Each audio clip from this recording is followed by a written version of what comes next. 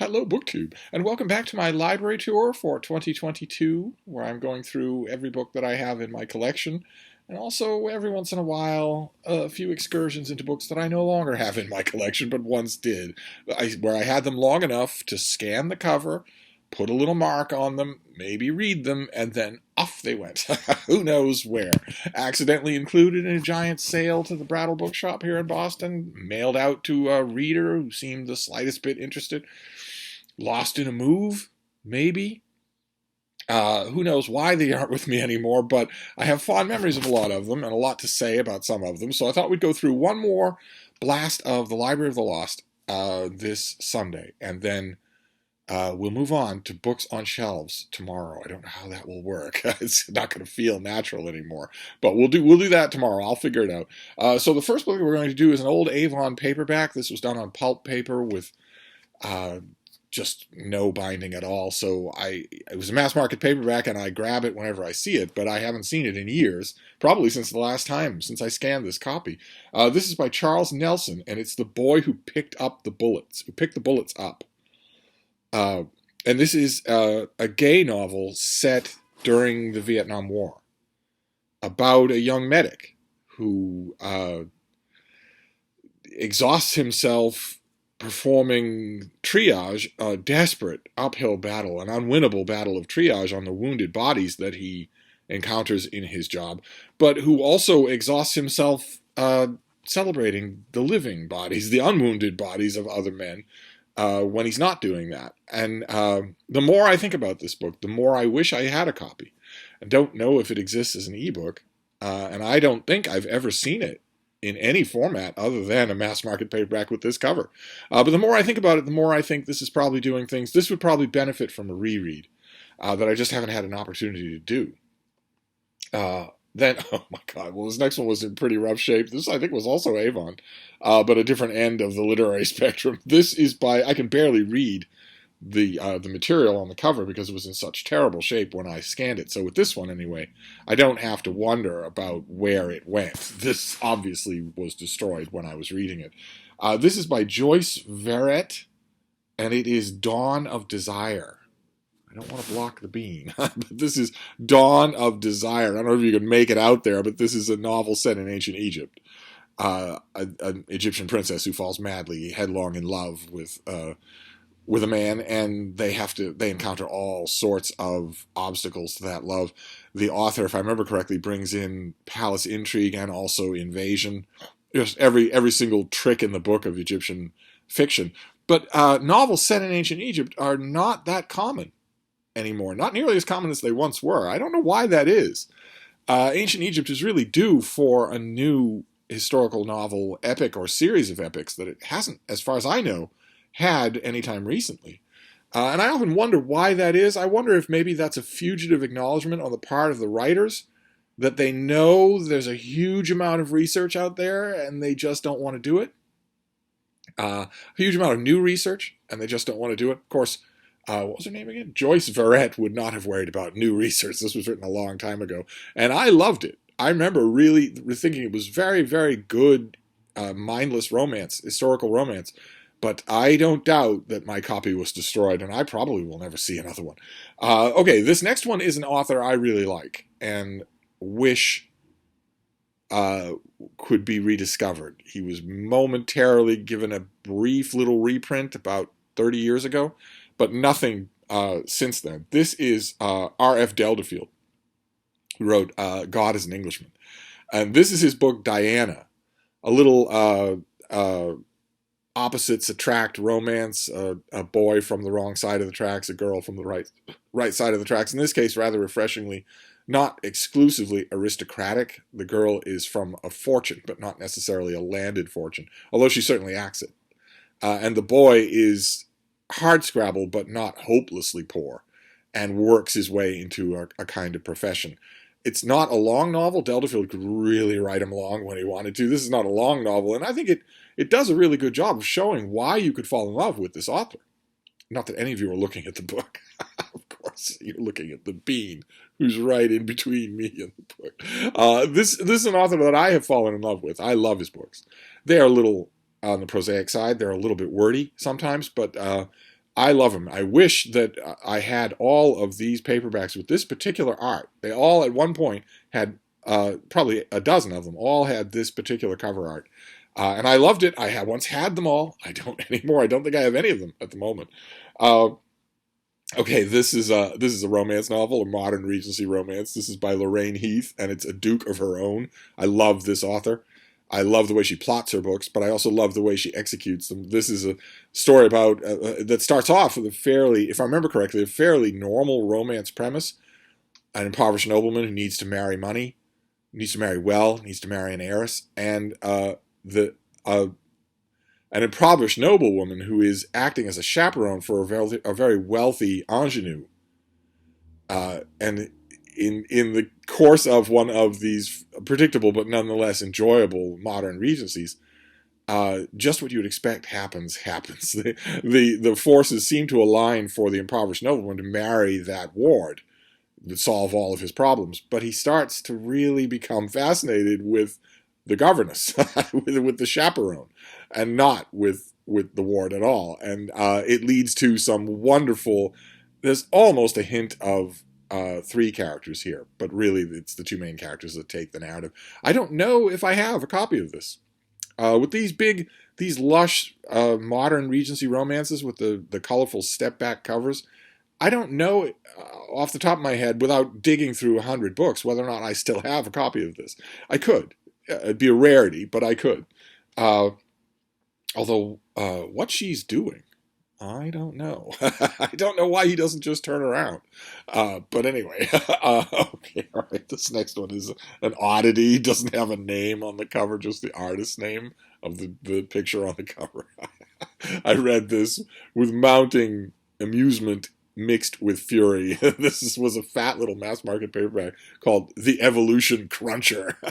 And it has a beautiful watercolor picture of a forest scene with a mountain and a waterfall as a direct evocation of the look at the trees idiotic justification of the truth of Christianity. The you're not exactly in the deep end of the Christian apologist pool when you get someone saying, well, I know that Christianity is real because just look at the trees. And that's obviously what this cover is all about.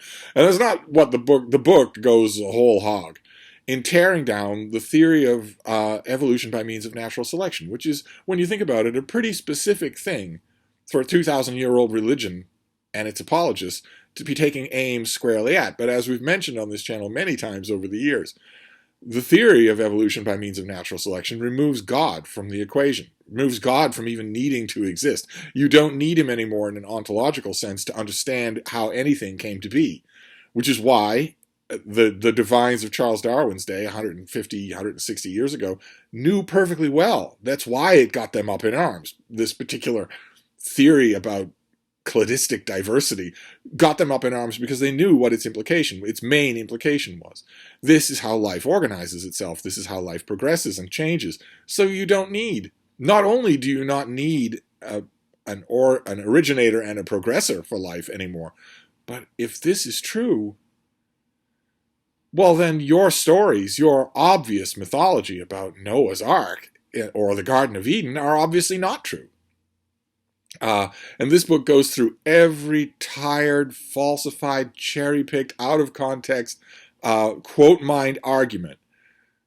This is designed to be carried in the satchel of itinerant, low-hanging fruit, openly deceitful preachers as they go from town to town, holding a barn-burning session in which, they bash on that evil atheist Charles Darwin.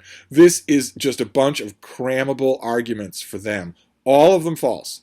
All of them ridiculous. All of them, in fact, this book was done, oh God, I don't even know, 50 years ago. There have been no real substantial new arguments since then, because what can you do with a scientific concept that has been so exhaustively proven and demonstrated and validated as the theory of evolution by means of natural selection? What can you do against it? You have to just keep recycling the same old, well, it doesn't look real to me arguments. You have to keep doing that. This book puts a whole bunch of fancy Sunday best clothing on a lot of those bankrupt arguments.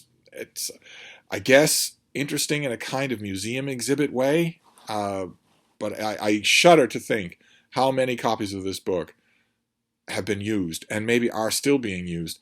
Don't you worry if you're watching this video from outside of the United States. You don't have to worry about it. I have to worry about it because in America, that's 70% of the adult population. 70% of the adult population believes that the obvious myth of Noah's Ark is real and actually happened. And so on and so forth from there. If you believe that, you have to believe that evolution is false. And you can't believe that evolution is false based on faulty evidence. There's just no way to do that anymore. Instead, you have to resort to the number one depot where anybody goes if they can no longer attack the evidence, and that's to attack the evidence presenters. You immediately have to start talking about conspiracy theories. And that is 70% of the adult population. That is an overwhelming majority of voting adults in this country who believe QAnon nonsense about how evolution is a lie. That book, God knows how many of them have read some version of it, or maybe even it, dog-eared over the eons. Fortunately, we can move on to nicer stuff. This next one is kind of a YA novel. Not really. It's for a little bit older than a YA. It stars a very young protagonist. I love that. YA, of course, is hyper-represented in the fictional landscape. And, you know, the beginning of the fashionable disillusionment crowd. So late 20s, early 30s, I got student loans, I don't know what I want to do, I'm on the couch all day vaping or getting high. That demographic is also extremely well represented. But the demographic in between, 18 to 25, that isn't as represented as I would like. And that's kind of what we're doing here. I don't know if this was self-published, and I don't know if this series went on. This is by Michael Simmons, and it's called Finding Lubchenko.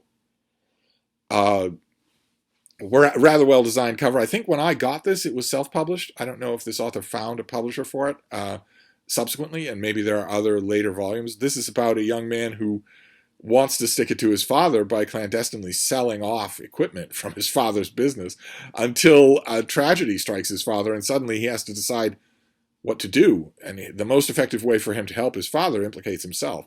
I thought it was extremely well done. I remember liking this a lot. No idea why I would get rid of it. You know, it's the type of thing I don't think I would ever see again. I certainly have never seen it again. It's also the type of thing I wouldn't think would have an ebook. So, but that's the standard refrain of these libraries of the lost. You'll miss it when you're not hearing it 20 times a day. Next time, I won't be saying that because I'll be showing you books that I actually do possess. And there won't be any bean in the background, keep in mind. Some of you have emailed me and said that you find Library of the Lost interesting, but not as interesting as books on the shelf because these things are just, you know, gone. They're vanished things. They're not part of my collection anymore for one reason or another, whether I want them to be or not. And that you'll be happy when I return to books on shelves. But keep in mind, when I do that, you won't be seeing Her Highness. Will they? They won't be seeing you anymore. Mm-mm. They won't be. The Lord giveth and the Lord taketh away. This next one was a weird book. I got this from the publisher. I don't remember who the publisher is. I got this from the publisher and read it in the advanced copy. Then I got the finished copy, which was a well-turned-out thing, and I read it again. I didn't understand it either time. And so I don't know why I got rid of it. I would like to have a copy of it, if only to try and understand it a third time. This is called Integral Ecology, Uniting Multiple Perspectives on the Natural World. And I think part of the reason why I didn't really understand this the first two times that I read it is because I have a suspicion that this is just nonsense. That this is just codswallop from beginning to end. It's all about how we look at the natural world, how we look at ecology, and how, all the different ways, means, one might even say philosophies that people have developed to do that, and how those can be reconciled. And the first time that I read through this in the advanced copy, I remember thinking at the end of every chapter, that didn't seem to be about anything. I feel like that was just a giant gas bubble. And then I thought about it for a long time, thought about this a lot. I wish that I had a copy so I could try it again because I'm older and wiser now. But when I got the finished copy, I read it again, pencil in hand this time, and thought at the end of every chapter, I don't think that was actually saying anything. I don't think the authors have a point. So I can report a complete failure on the part of integral ecology. Not so this next book. This next book was on very, very familiar ground to me. This was a long, long time ago when a new release paperback was 60 cents. This is by Olive Eckerson, and it's My Lord Essex. And it's about Queen Elizabeth the First and Essex, her longtime favorite, a pivotal figure in the politics of the Elizabethan era of his time. He never wore shorts in public. I should point that out. He never did. But neither one of them looked anything like that. But you know, this is the price you pay. I'm noticing the wear and tear on this cover, and wondering if I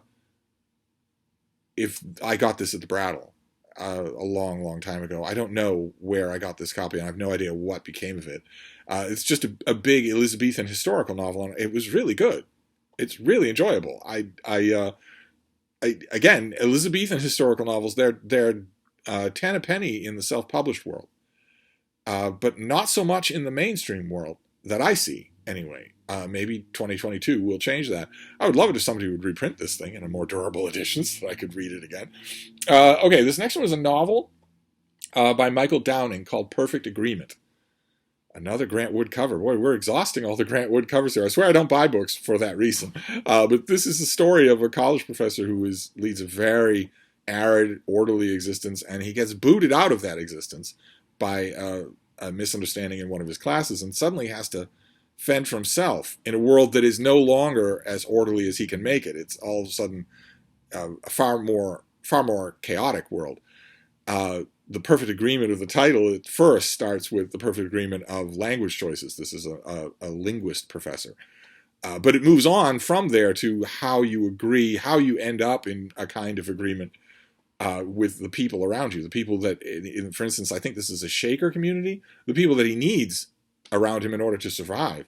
I thought it was extremely well done. Very intelligent, a little bit heavy-handed in the allegories. And I don't think I have read anything else by this author. I have a feeling, if I'm remembering correctly, that this author has been fairly productive. But I don't think I've read anything other than this book. I got this book as a trade paperback and read it, liked it enough, certainly so that when I was finished, I thought, you should keep up with this author. And I very much have not done that. If he's still writing books, I owe him an apology. Then we have a prolific author. I have read a lot of this author. This is Jean Plady, and this is one of her historical novels, The Queen's Husband.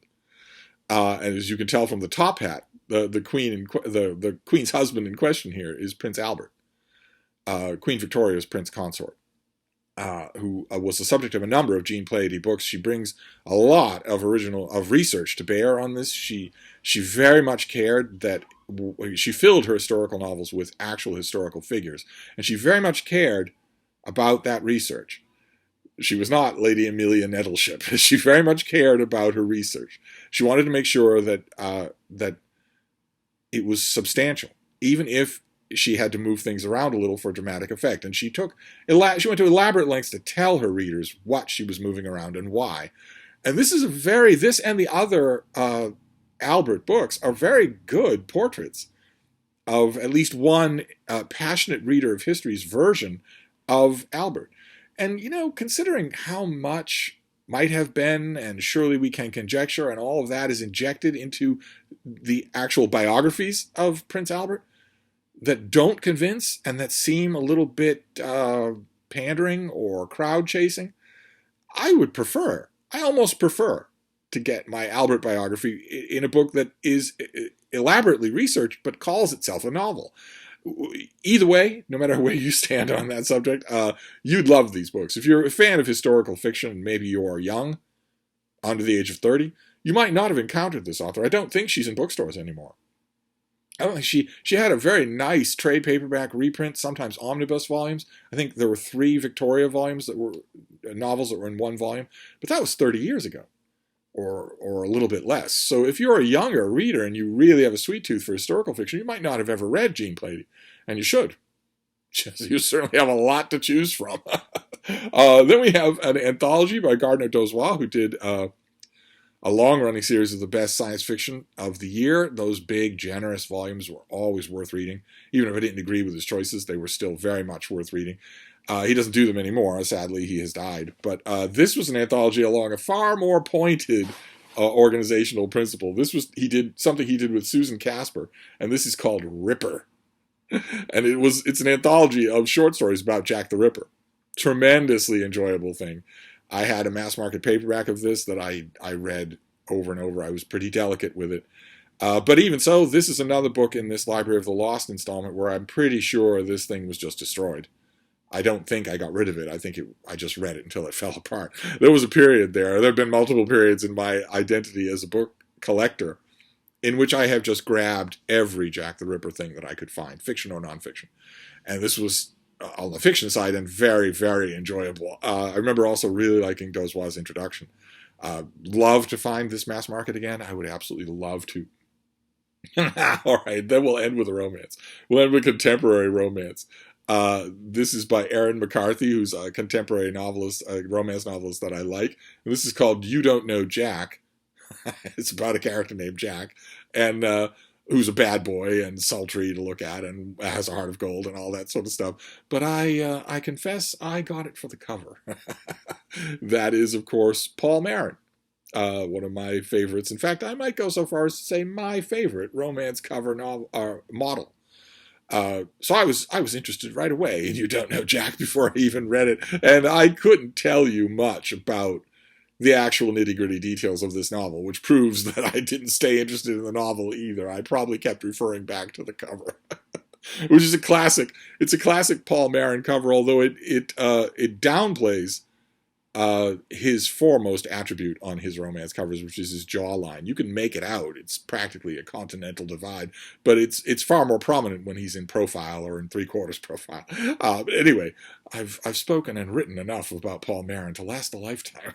And that is it. That is the last installment of this batch of the Library of the Lost. You've got a lot of the bean to look at to get you through all the tedium, where we look at books that I don't have anymore for one reason or another, except maybe for the romances. Duke of Verone, You Don't Know Jack. I might have copies of those buried in my romance mass market bookcase, which is ironic enough, since I went to this Library of the Lost batch because I wasn't sure whether or not to just move on to a whole bookcase of double and triple stacked romance novels. That's why I did this, because that was the next bookcase if we were moving east to west in my little book room. And I don't want to do that, at least not by myself. If Sarah from the Bookish Knitter were to come to visit, which is a big if, since people don't visit me. But if she were to, we could do something like that and make it fun. Not the whole bookcase, but flying through it. I bet we could make that fun. But on its own, it would just be me showing you romance covers. So I'll figure out what to do with the next installment of this library tour. And we'll reconvene tomorrow and find out if I did the right choice. So I'll wrap this up. I will see you soon. Thank you, BookTube.